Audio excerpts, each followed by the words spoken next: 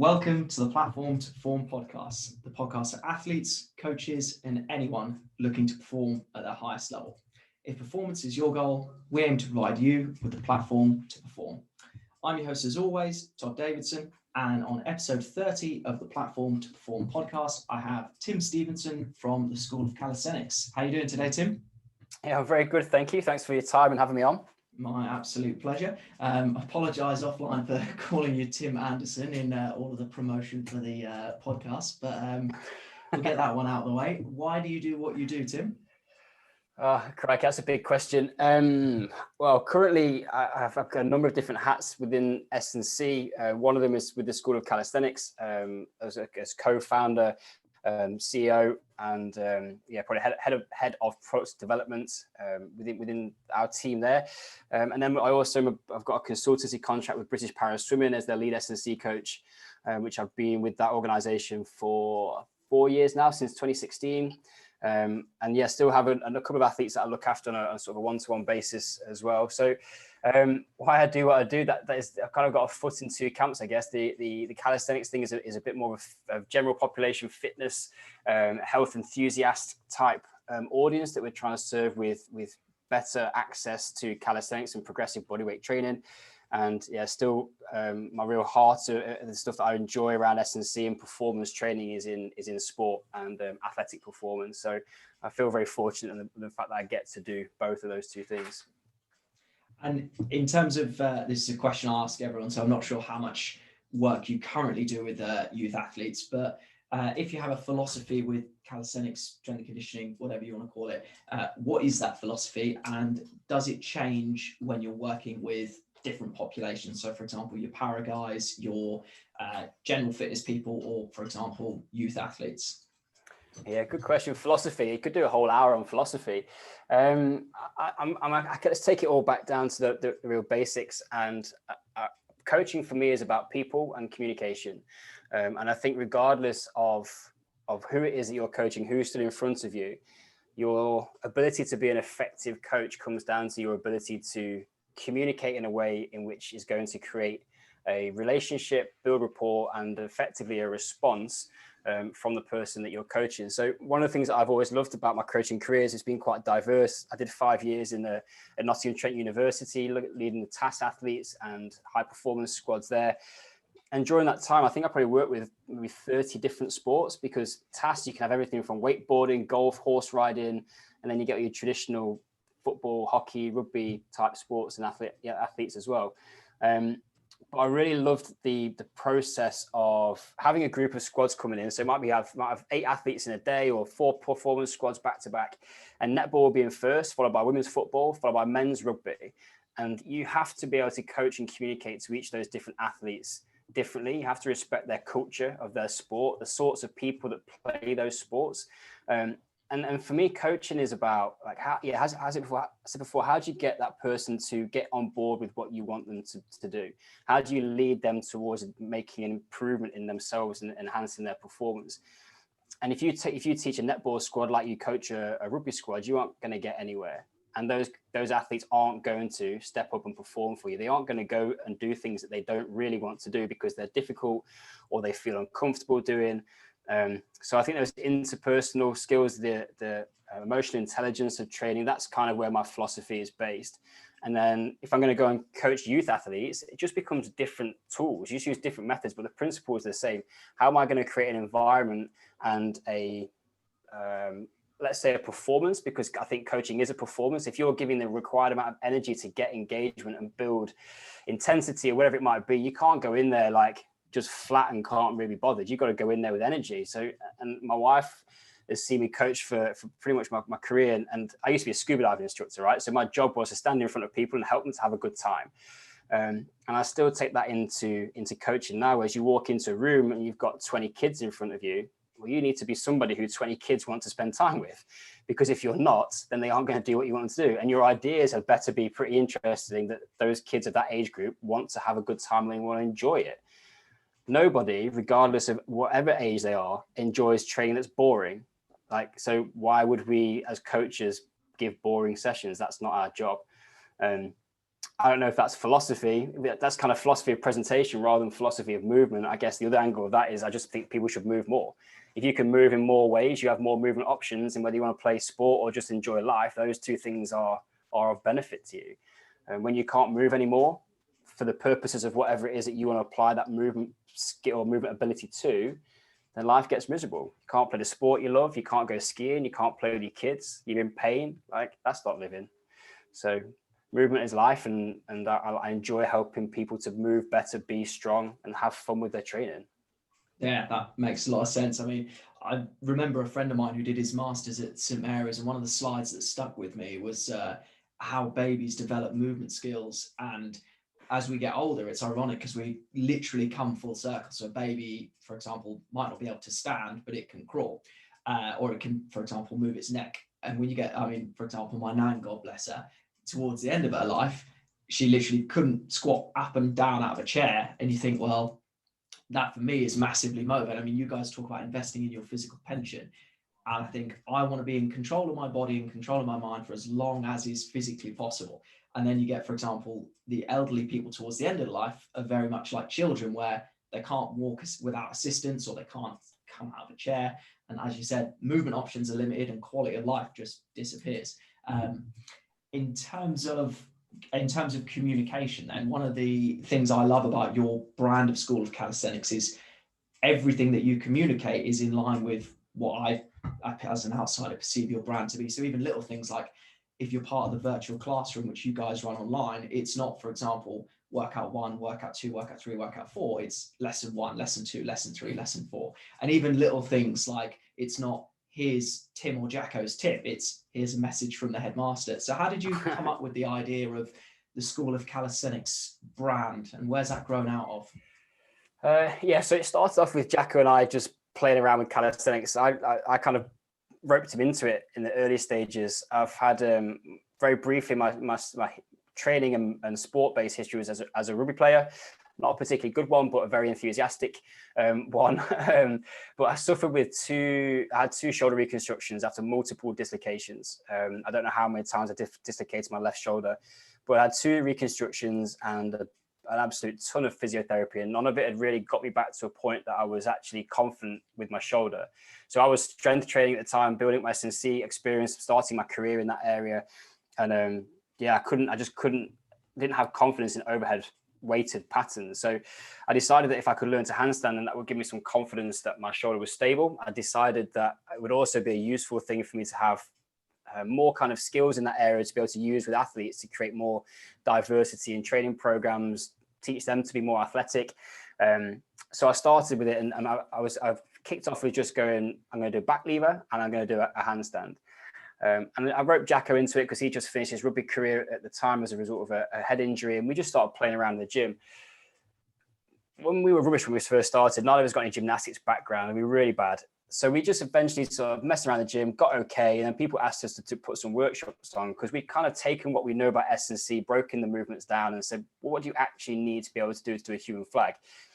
So we'd really kind of made it quite accessible for anybody to get on board with calisthenics.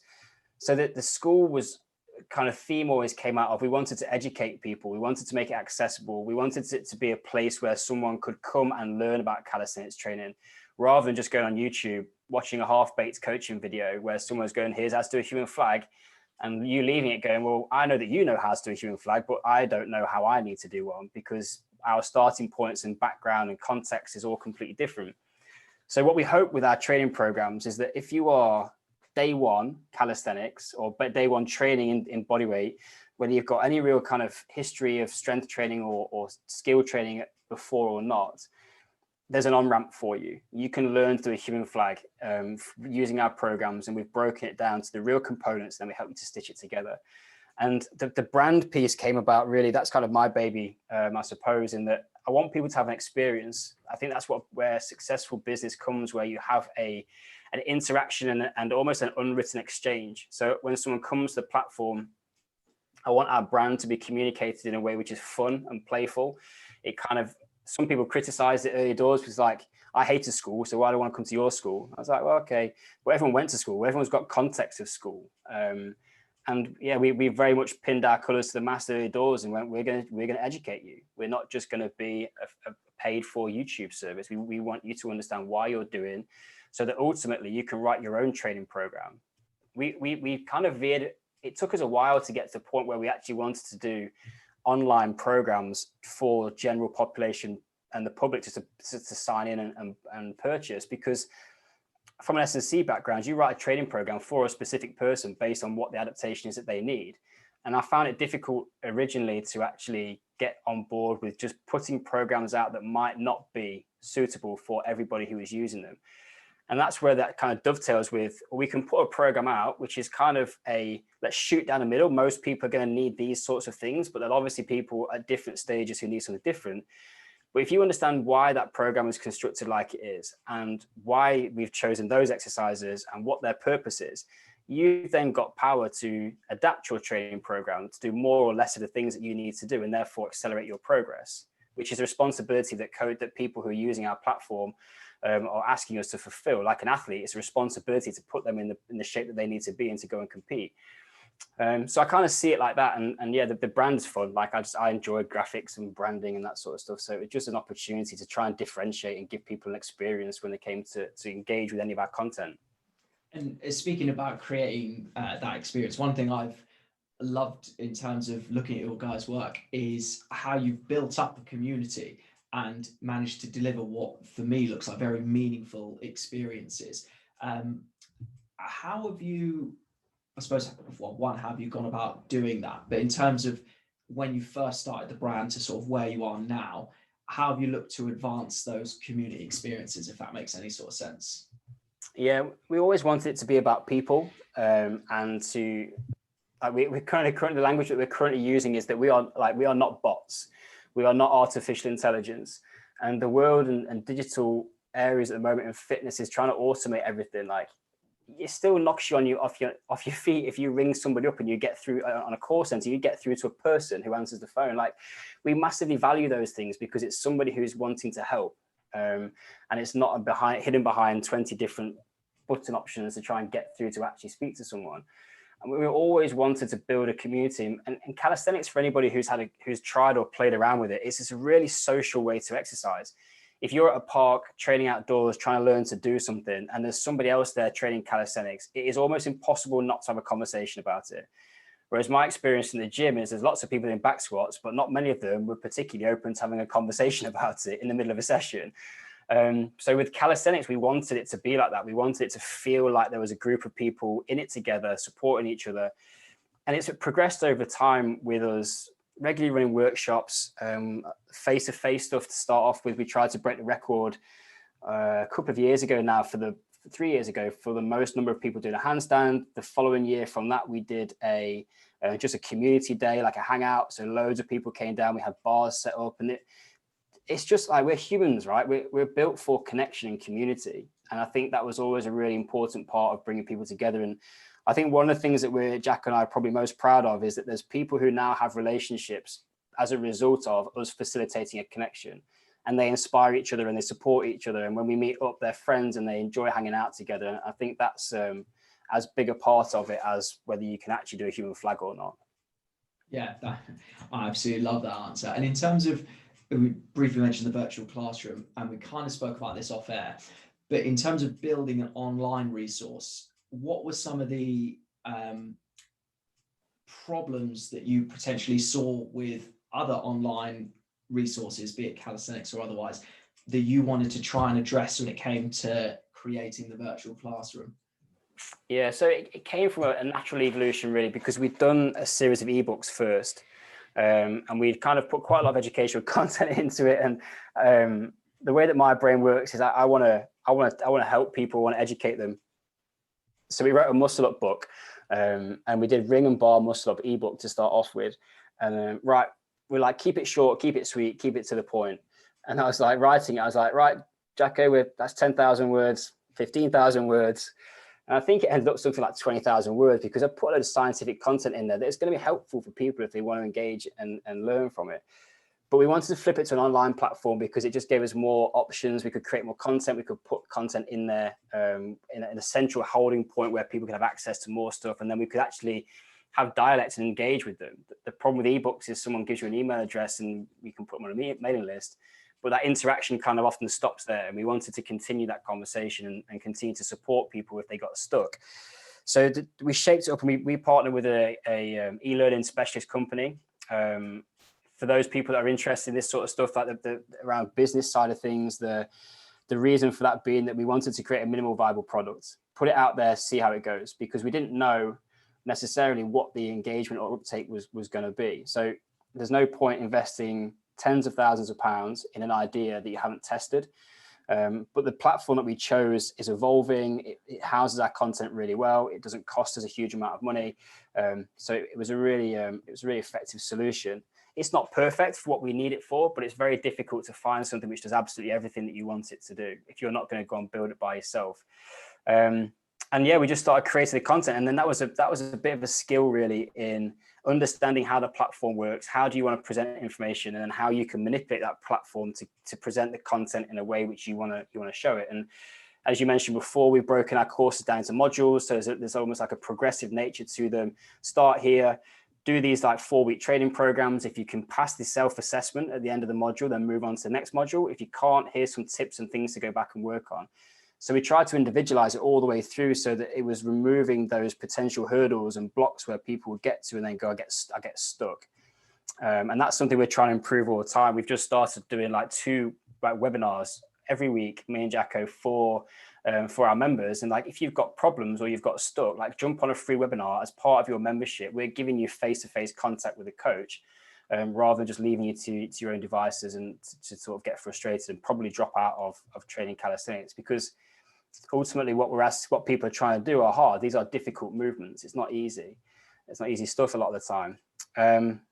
So yeah, it was that natural kind of evolution of creating content, putting it out there, structuring it in a way which we thought would be digestible for people. And to be honest, that's a continual evolution. We're always trying to refine that and try and make it better and easier for people.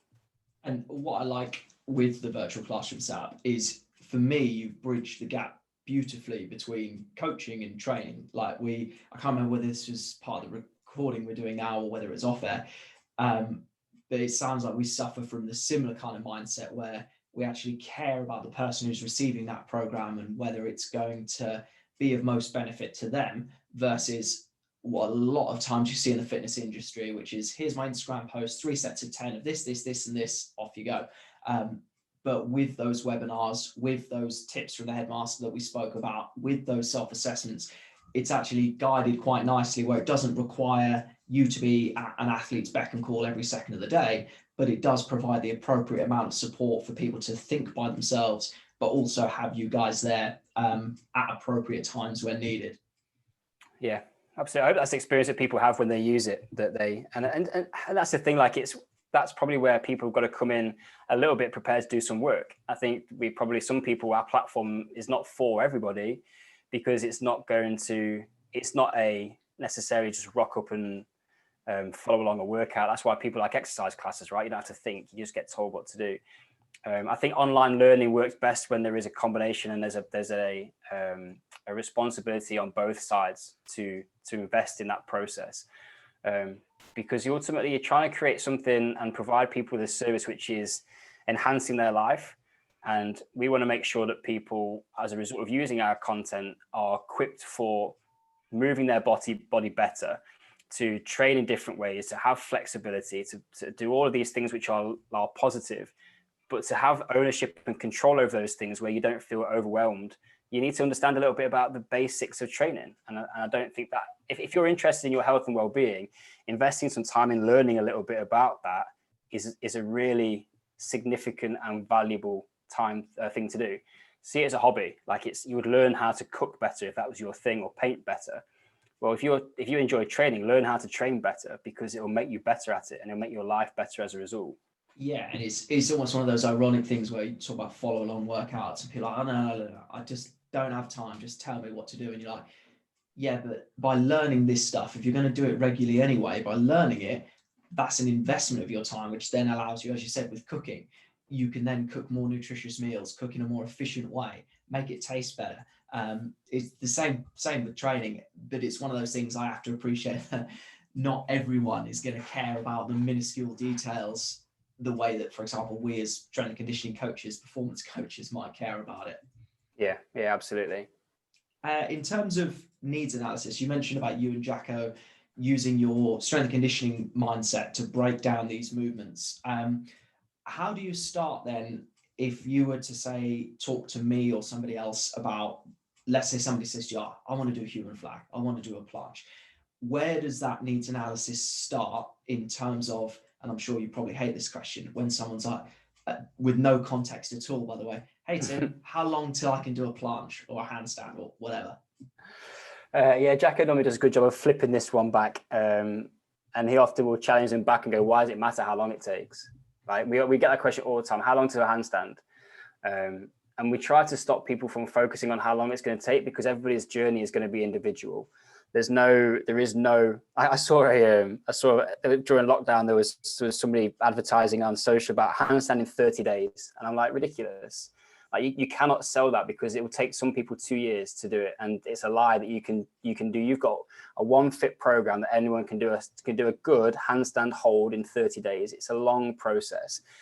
So we try to encourage people to just to go on their own journey with it and let it take as long as it takes. And to a point you made before when we were chatting, people want the fastest route from A to B, but the value of these things is actually in the journey. And it's massively cliche, but what you learn along the way of going through that process of developing a handstand, not only from what you're going to learn about your body, but your mindset of learning something which is a high skill based movement.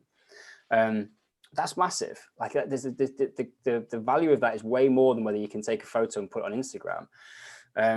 So the needs analysis starts of, okay, let's not worry too much how long it's going to take. Let's worry about where your starting point is. So a handstand is like anyone can start a handstand because it's pretty straightforward. You can jump on that train fairly easily. If you want to do a strict bar muscle up, then it's going to take a little bit more strength background to just earn the right to go and play at that level. You need to be able to do some pull-ups before you can start thinking about making a pull-up explosive. We would never train an athlete first in speed without having a basic foundation of stability of strength or movement strength. So yeah, it depends on those sorts of things. But what we've tried to do in the way that we structure the courses is, like you'll see in our human flag programs, there's basic strength all the way through it. We are big on basic strength. Never stop building the fundamental basics of pull-up, push-up strength and dips. Those are always going to serve you well, regardless of what it is you want to do in calisthenics. But there'll be some movements along the way in module 1 of the human flag course, for example, where you are feeling like you're doing something which looks a little bit like a flag, but a really easy version of it. So at least you've got that kind of experience as, I feel like I'm learning a human flag.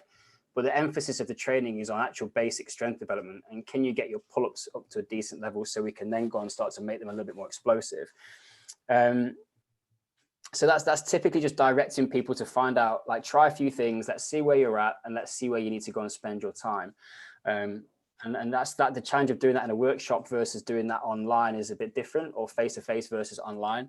But we try to structure the process within that to go find your level, and this is where you need to train. And then now know whether we do that in a workshop or face-to-face, we try and have the same outcome, know where you are and know what you've got to do next. And that is all different depending on that person and what they've done before, what baggage they bring to the table with them in terms of injuries or past training experience, that sort of thing.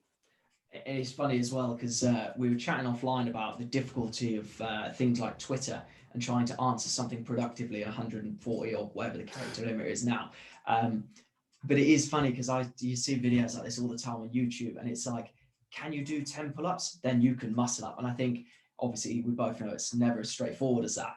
But for example, if you cannot do 1 pull-up, you are not getting a muscle up. I mean, I remember looking through your content, and I'd almost trying to conceptualize it in my own head, because we were talking about teaching kids new skills and trying to delay the gratification that they're not going to learn a human flag or a pull-up in one lesson.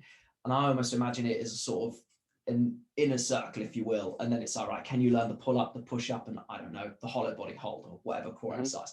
Okay, great. That will then give you a foundation to, I don't know, learn a tuck flag or learn a handstand against the wall or whatever. And it's almost right, now you're earning the right to slowly progress outwards, and at least now you can measure the progression rather than as you've said in many other podcasts, where people fail, where they kick up into a handstand. It's like, oh, maybe not today. Maybe I'll magically kick up and manage it tomorrow.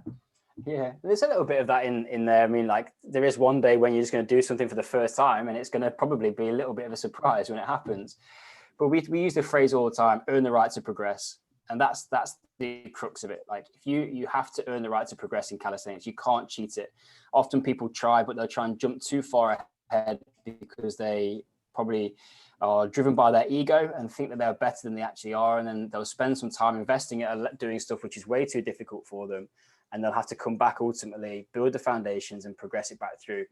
It's actually one of the things I really like about calisthenics is it keeps you very honest, and it humbles your ego. It's not the same as just getting a barbell, and you can probably squeeze a little bit more weight on a barbell and just do it badly. Like it will, but the same principles apply. You're never going to go and smash your PBs or some of your background around powerlifting if you haven't actually taken the time to build strong foundations. They ultimately will crumble underneath you at some point. Well, funny enough, I remember shortly after buying your guys' frog stand handstand ebook, one of the first posts I did was comparing how powerlifting calisthenics are literally on opposite ends of the spectrum, in the sense of, with powerlifting, if, for example, I want to squat more weight, I can make sure that I only go an inch below parallel, or I can create a bigger arch in my bench press so I don't push the weight as far. And powerlifting almost rewards the ability to, I suppose, find workarounds, whereas calisthenics, if we look at it as beauty and strength, I remember, for example, doing a frog stand and taking my knee off for the first time and nearly smashed my glasses because it punishes your trying to find weak links. And we also mentioned offline about the first time I tried to ring muscle up. Now, because of my powerlifting, I have a base of strength that makes those skills more accessible. But by God, did it look ugly. And I never ended up posting it on social media because I thought this is just making me look like I don't practice what I preach. But strength can short circuit a lot of things, but it doesn't guarantee quality movement. No, not at all. It's still like it does. What strength does is it allows you to continue to go and play at a higher level. So the more strength that you've got underpinning the basic fundamental movement patterns, probably the quicker you're likely to see progression once you add in that skill acquisition phase. So I can get quite a bit of progression out of my hand balancing stuff and my handstand push-up progressions, that sort of thing, because I've got a decent amount of pushing strength. I mean, I can learn new skills quite quickly. But there's often comes a point where you just got to go and spend some time on getting strong, and then you can add more skills onto the top of it. But I now, like, having kind of got the basics nailed down, my cycle of training is much more around big strength phase block. And then I'll go and probably take that into a bit more of like specific skill acquisition stuff, and followed by another big strength phase block. And maybe starts at these days, I'm probably less specific with my training towards movements and just play around. And like there's sometimes you just got to do some strength work and you've seen someone do something, you go and try it for the first time and you do all right at it. Like it's not perfect. Like I did an L-sit muscle up for the first time on my rings over the weekend. I'd never done one before. The transition's different and you don't get the shift in body weight to help you through the rings and stuff. But give that a couple of weeks and it'll be looking half decent. But it's only because you've built that strength to underpin everything else. And if anyone's listening to this thinking, oh, calisthenics sounds really difficult, these are all really advanced big movements, like you can still start. Like we get people come to our workshops who are anything from 25 to 75, and I'm not exaggerating there in terms of age range. And there's a starting place for everybody in calisthenics. It doesn't have to be about doing one of these like big iconic human flag movements, which is a difficult movement. The ring muscle up is much more achievable than people think. The back lever is also a very achievable move for people without a huge amount of time and investment. And as I say, handstands, I think, is just something that everybody should learn to do because I think it's great for your upper body stability and mobility. And just as you're talking there, I'm almost thinking about, as you said, it doesn't have to be that big goal. But if people getting into calisthenics or they're just new to training, if you were to sort of, I guess, order those bigger movements in terms of skill, strength, and just the feasibility of learning it, I'm guessing that, for example, something like a planche is way over on the right-hand side of this hypothetical continuum. What would you say in your experiences are some of the sort of easier skills that do still look impressive, if that makes sense. Yeah, I mean, there are these, like we talk about these some of the things we've mentioned before, but we also within the School of Calisthenics talk about strength and play, and we have this kind of idea that we can have fun getting strong, rather than.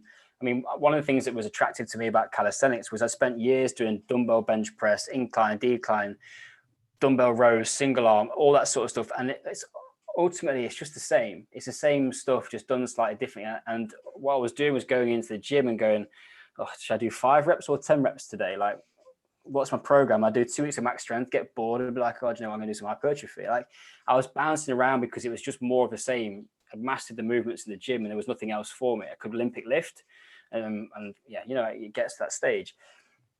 We can come into calisthenics, and you can, if you can do a pull-up, well, can you do an archer pull-up or a tight riser pull-up? Are there some different variations within these basic movement patterns where you can actually start to have some more fun and challenge yourself? And there's lots and lots of different things that you can do, which are really, really easy wins. So if we're going to get people into calisthenics, we want them to feel a little bit of excitement about learning something new. We might teach them an elbow lever or something like that. Sometimes a frog stand of just taking your feet off the ground and balancing on your hands is a massive win for people. So it's not always like these big audacious things you're trying to work towards. If you do go down that route, our general recommendation is get your handstand going, because it takes a long time. It's fine motor control. It's very difficult in terms of the amount of time you need to invest into it. We've massively simplified the process. We went to the skill acquisition literature, and we've looked at a number of different concepts about how do you sort of, what's the least amount of work or least amount of exercises you need to do to actually learn to do a handstand, because it's something which is everyone's got an opinion on, and lots of different things, and there's probably hundreds of exercises you could do, but what are the ones that actually make a difference and actually contribute to learning that skill? But it does take a long time. And then after that, it varies. Like I know. Let's take female athletes. I know female athletes that can ring muscle up but can't back lever, and find a back lever really difficult. Whereas a back lever was the first thing I could actually learn how to do. You rotate your shoulder inwards on the rings, you pack it in nice and tight, and if you've got a little bit of strength, you can kind of start to feel the pattern. So it really does depend on that. The human flag is one that a lot of people go for, and the challenge in that is that it's a push and a pull at the same time. And rarely has anybody ever trained push and pull maximally overhead before. So it's a very new pattern, but also again achievable. And there's men and women in our community who have nailed down a human flag and do it brilliantly. So I think we would just encourage people to go after something which looks exciting to you. Like if you look at back lever and goes, I really don't want to do that, but Tim says it's the thing I should do first, then there's no point. Like if you want to do a human flag, go and train a human flag if it's fun for you, because that's ultimately what the most important thing is. And it's the thing that will drive your enjoyment and adherence to a training program if you actually like what you're doing and it's of a value to you. Everyone wants to learn to handstand. So that's why I think it's just a cool thing to be able to do. And going back to the sort of opening question of the podcast, which was about philosophy, something that your work sort of opened my eyes up to, especially when actually working with athletes, is the idea that we get so used to training in sagittal plane, yet, well, one, sport doesn't occur there, but two, how strong are we at awkward ranges of motion? How strong are we in sort of, I suppose, unconventional positions? But my question relates to how do you balance that within the context of a training program? For example, you and Jacko have spoken about, I think it was something like a typewriter pull-up or an archer pull-up, in terms of maybe that gives us some strength to offhand someone in an awkward position in rugby. But it'd also be easy to hear that and think, oh, well, this sagittal plane pushing and pulling is a waste of time because we're not going to be there on the field. How do you balance between, yes, we need to get strong sagittally, but we also potentially need a bit of a strength reserve in those awkward ranges? Does that make sense? Yeah, it's a good question. I think sagittal plane is easy, right? The body can shift weight in sagittal plane pretty well. And we know that because bench, row, deadlift, squat, we're pretty good at that. And there's no doubt the human body is designed for sagittal plane movement predominantly. It's the way that we walk, run, and it's a very efficient way for us to move. And if you just look at the architecture of the system, then it's designed for that. I think the thing for me is that, as you say, sport's not played in sagittal plane all the time unless you're doing bowls or something like that. Like there are always going to be different movement planes in operation at the same time, as there is with anything. That's kind of a bigger conversation. We'd probably stay away from that rabbit hole today. But I'm interested in exposing people to awkward, I think, and exposing people to a level of chaos in the strength and conditioning environment, which is what they're going to have to go and tolerate or be prepared for on the field. Because a cut, change of direction in rugby, yes, we can practice that on the training pitch, but what do we practice it when you've got a guy who weighs 110 kilos, like jumping at you or coming towards you? These are all different things, and you might want to put your hand up, and the scenarios of this sort of stuff are infinite. But I just look at training in the gym for sport, and I just see a lot of the same kind of stuff, and it doesn't look like what it looks like on the park, particularly around the upper body. I think lower body we do a better job of, because we can train speed, agility, we can get load through those patterns much easier in small-sided games or game-based practice. But what we don't do is have a consideration for the upper body to the same extent. And I think that's where calisthenics potentially creates an opportunity of putting you in difficult positions and asking you to be strong there. And in my mind, that helps with just the general robustness, or however we want to kind of frame it, but just the readiness for chaos, if that's your sport. And let's say, like, I've done a lot of work in swimming over the years. Swimming's not a chaotic sport; it's very predictable. But the volume that the guys do, like, let's get out of the way of thinking that all sport is healthy. Doing 8 sessions a week of front crawl is not good for your shoulder. So we need to give options within the training environment that are moving and restoring some of the movement potential that the upper body has, particularly, and offsetting some of the damage done by what sport is. I mean, talk to Jacko about rugby. He got very good at being tight. That was the job. Like, don't get hit with your arm sticking out to the side. So you get very good at internal rotation of the shoulder and packing in close. The same for you with boxing. Same thing, like, cover up and get tight. And I just think from a human movement perspective, we need to expand that movement literacy further. I don't know if that answers the question. I just spoke for 5 minutes, and I don't know if I actually got there or not. I suppose probably my fault with the question. On another podcast, again, I think it either is to do with youth sport or swimming. I think you mentioned that you would have 5 minutes of what you would call athletic development. And that was the way you sort of, I don't know whether disguise is the right word, but you snuck in this, look, we're just going to have fun playing and moving in different ways. So I guess my question on a more specific level is, how do you get this into the program? Is it accessory work? Is it, for example, you are quote unquote strong enough? Is it in the warm up? Again, I know there's lots of context missing there with youth athletes, professional athletes, etc. But I don't know if that question helps anymore. Yeah, I think I'm very comfortable not putting bench press and row in their traditional forms in a training program.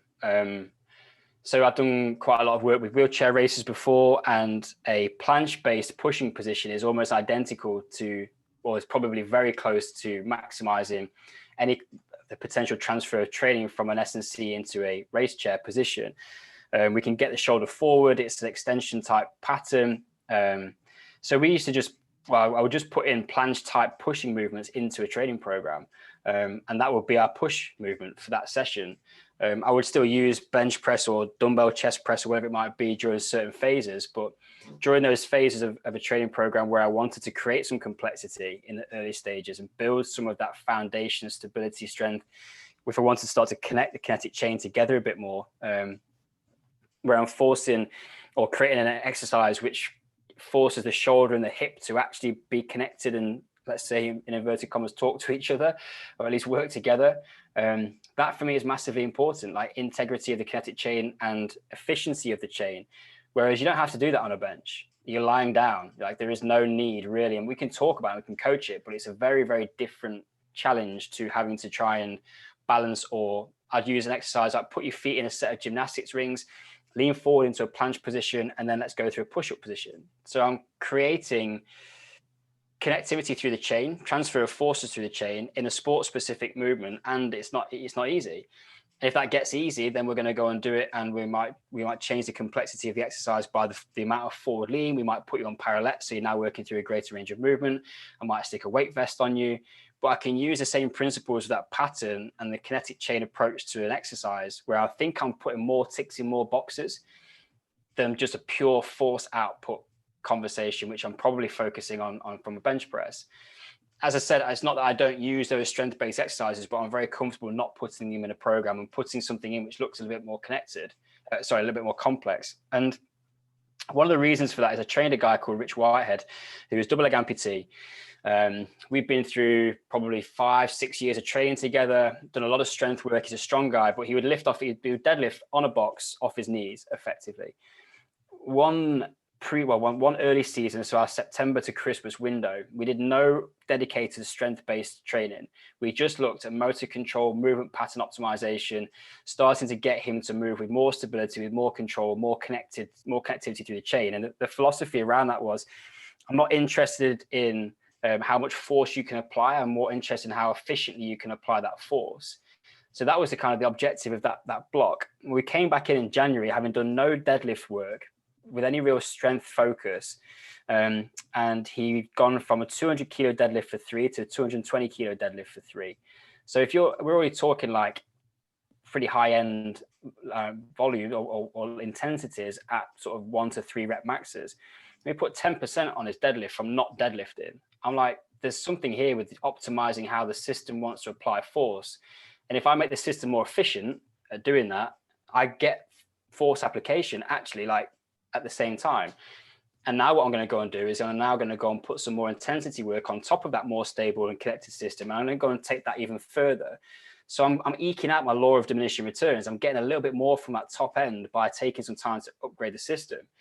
And I think that's where calisthenics comes in. It forces you to move as an integrated unit, which is how the body is designed. We are not a group of individual isolated muscles that we want to target on a one-on-one kind of like bicep curl type environment. So yeah, it's tweaks with the program. It's not being afraid to try some stuff.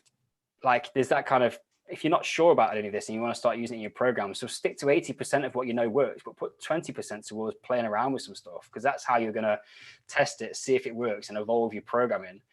And if the athlete likes it and they believe in it, arguably there's an unknown like something which we can't quantify in that. If they think I've given the best exercise, and when they go in to race or go in the chair or to swim, they're like, Tim, I can feel that exercise we've been doing in the gym.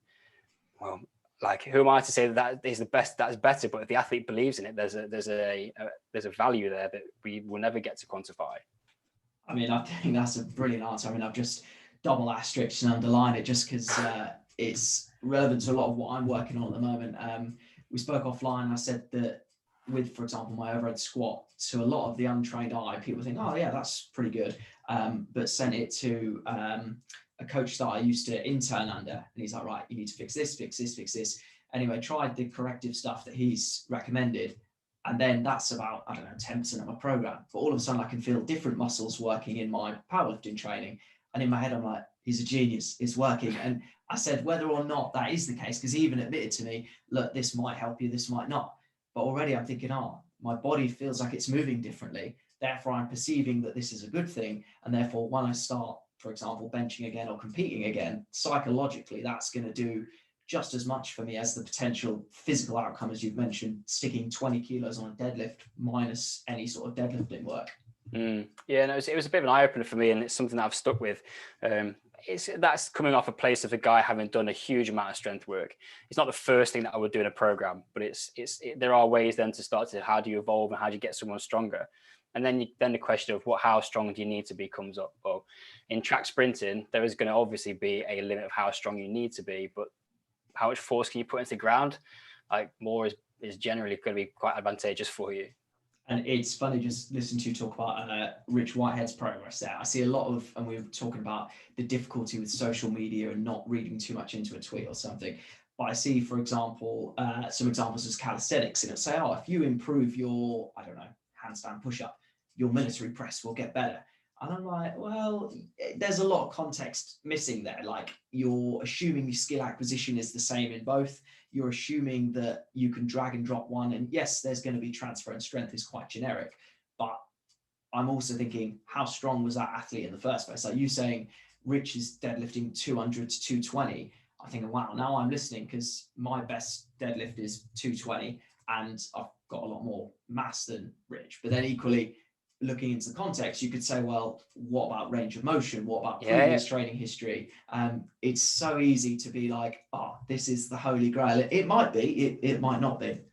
Yeah, and there's something else that we're kind of like digging more into that I think is an area of my S&C career that I've missed out on for the first probably 10 to 11 years. Maybe it's only an area that I'm starting to come to now, is understanding a more neurological approach to training and the brain-based approach, and how much time as S&C coaches do we actually dedicate to thinking about how we are accommodating for, stimulating or utilizing the visual and vestibular systems. And if we go down this route of like the brain, like the central nervous system is going to be the determining factor in everything. It's going to decide what is and what isn't going to happen. If you, the central governor theory potentially. Well, let's take the handstand example. If you spend some time under minimal amounts of load, let's say relative to kind of a shoulder press or a military press, spending some time working overhead, giving the brain some confidence in range of movement, end of range stability, giving the brain some confidence that it is safe to be there and to be under load. And then you go and take that and you put it into a military press where you want to be strong. I'm pretty confident that that has a benefit, because what the brain is going to do is assess threat. So if it feels like the shoulder is weak overhead or is unstable, the joint's going to lose its structural integrity, it will wind down that force in a split second. And all of a sudden, you're not pushing that bar anywhere. But give that brain some confidence, or the central nervous system some confidence in end range of positions at potentially unstable movements. If it knows it can do that, it will let you do it. It's tapping into this unutilized potential by actually taking a bit more of a neurological approach. And that's potentially what we've done with Richard's training, is that example. We've just given the brain more confidence to stabilize the spine, and therefore it was able to actually put more of that potential force capacity it had, rather than it being anything more complicated than that. I think those are key things for me that are starting to understand about how the system operates, rather than just looking at a very biomechanical approach to training. Yeah, and I think that makes a lot of sense. One of the questions I've jotted under my AOB section is just the thought of using calisthenics for either rehab, or simply, rather than saying, for example, does this hurt or whatever. I mean, using my own training as an example, I've had a little quad niggle for the last few weeks now, and I'm thinking about using something like a reverse Nordic to say, look, when you can reverse Nordic pain-free, which I have done before, then that's a sign that there's strength there, there's length there. I'm training in a range of motion that is, I guess, as quote unquote threatening to the system as it's potentially ever likely to be. What do you see any other unique benefits to calisthenics that we perhaps don't get through traditional weight training? I think the variety of movement is one of them that we've kind of talked about fairly extensively, I guess. I think play is a big one. The benefit of just exploring the opportunity to move in different ways. I think training can become quite stagnant when we've had athletes that have been in the process for some time. And you made the point before about, I originally started using hand balancing in a training program under the guise of athletic development.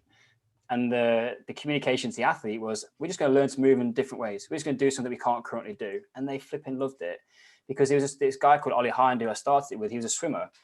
Swimming is like monotonous. The training and in both the gym and the pool is very monotonous.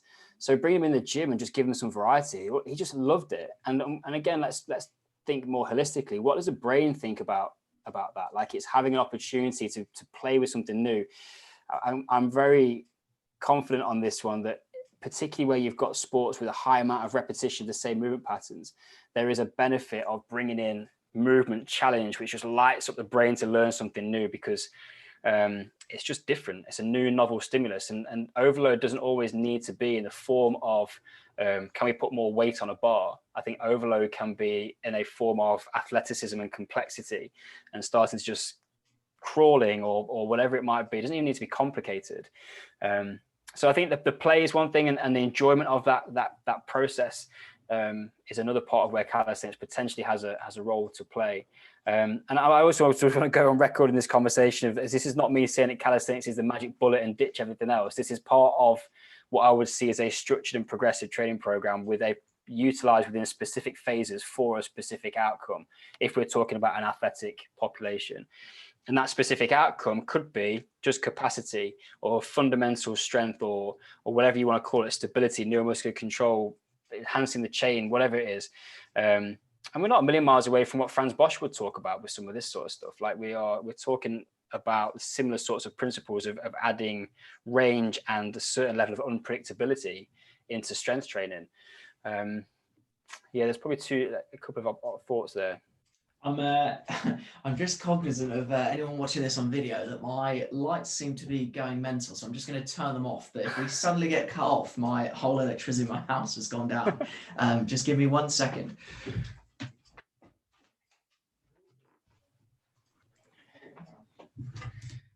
Right, we're back. But if the for those not watching, Todd's just turned on the mood lighting. I think it's about to get personal. Oh, I was going to make a play on words there based on your previous podcast, but I'm going to avoid it. In terms of variability then, how do we draw the line between, for example, this is movement variability that's going to get us better. So for example, I don't know, your frog stand on your concrete versus your gym floor versus your pillow versus, I guess, some of the quackery that I see on social media where it's like, now we've just gone variability for the sake of variability's sake.